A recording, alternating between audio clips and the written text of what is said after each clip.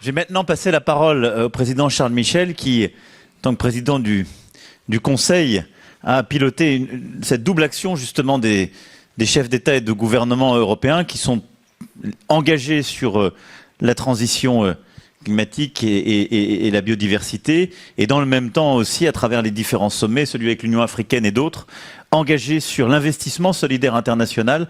Et donc comment justement l'Union européenne porte ce double agenda et comment tu vois à la fois les acquis depuis le sommet, mais également les perspectives d'un point de vue européen. Merci beaucoup, Monsieur le Président. Je vais me joindre aux compliments qui étaient adressés parce que on voit bien qu'il y a une volonté politique farouche, sans faille, qui mobilise et qui nous engage tous. Alors, je voudrais aussi saluer les propos qui ont été exprimés au départ par Angel Gurria et aussi par notre jeune activiste de ce beau pays du Liban qui, avec beaucoup d'éloquence, ont parfaitement décrit le moment dans lequel on se situe. Et d'ailleurs, Kristalina, en se référant à cet essai, quelque part fait aussi le lien en disant nous sommes dans un moment où on fait face à un triple choc que l'on doit mesurer et qui doit nous engager. Premier élément, le choc de la nature.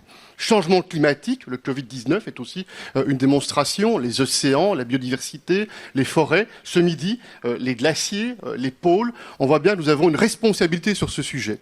Deuxième choc, le choc technologique.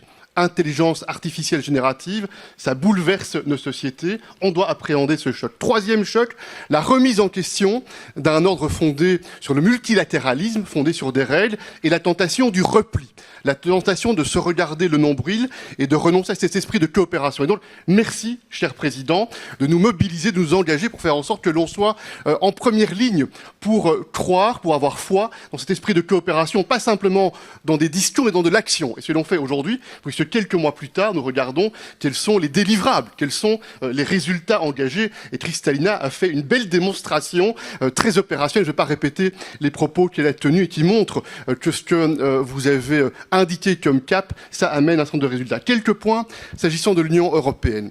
Et nous pensons effectivement que l'Union européenne, par notre ADN, nous avons une responsabilité pour plus de coopération, pour plus de respect des valeurs fondamentales, de dignité humaine qui doivent nous engager à ne pas choisir entre faire reculer la pauvreté, à ne pas choisir entre permettre aux enfants, aux jeunes garçons, aux jeunes filles d'aller à l'école, d'être en mesure de rencontrer les besoins sociaux élémentaires avec la protection de la planète et de la biodiversité. C'est bien de cela dont il s'agit. Et on le sait, si nous voulons être crédibles, on doit être crédibles sur deux sujets.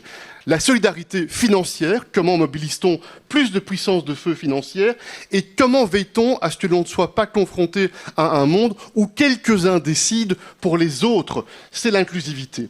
Et sur ce sujet-là, Kristalina l'a dit, c'est très bien que l'on ait fait cette ouverture avec la gouvernance au départ du FMI. Moi, je suis très fier, cher président Macron, qu'ensemble, avec beaucoup d'autres, on ait pu réussir en quelques mois à convaincre le G20 d'accueillir en son sein l'Union africaine. Je pense que c'est un changement de paradigme, avoir l'Union africaine présente dans le G20, et je souhaite que ce soit aussi une occasion pour l'Union africaine de construire davantage d'unité, de coopération, de coordination, pour porter avec force la voix de l'Union africaine dans cette instance qui est directement connectée sur les défis qui nous mobilisent.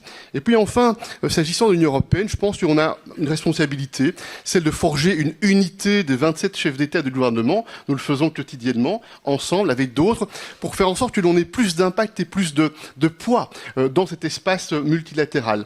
Les droits de tirage spéciaux, je n'y reviens pas.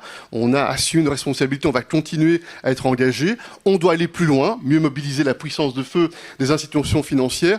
Et on mesure chacun que c'est indispensable. Parce que si je prends la Banque mondiale, par exemple, la Banque mondiale aujourd'hui est proportionnellement au PIB 7 fois moins capitalisée qu'elle ne l'était au moment de sa création. Ça montre bien qu'il y a une difficulté. Et donc le bon sens, c'est faire ce que Kristalina fait avec la Banque mondiale, c'est mobiliser mieux les capacités, faire en sorte, comme ça a été très bien dit, de mobiliser le secteur privé de manière intelligente. Et pour ça, il faut de la gouvernance, de la prévisibilité, de la lutte contre la corruption. Mais ça signifie aussi que l'on va devoir envisager à un moment donné, probablement, on n'hésitera pas le débat de considérer des augmentations de capital. Je pense que ce sera un débat tôt ou tard qui sera devant nous. Donc vous le voyez, l'Union européenne souhaite être un acteur très mobilisé, très engagé.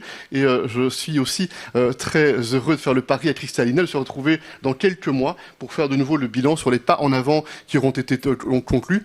On a une responsabilité. Je pense que ça a été dit avec beaucoup d'éloquence, je le répète, il y a quelques instants. Paris est la capitale de l'amour et de la résistance. Que Paris et la France soient un moteur pour faire en sorte qu'il y ait plus de paix, plus de sécurité, plus d'équité. Je pense que ça doit être notre vœu commun. Merci à vous. Merci, Président.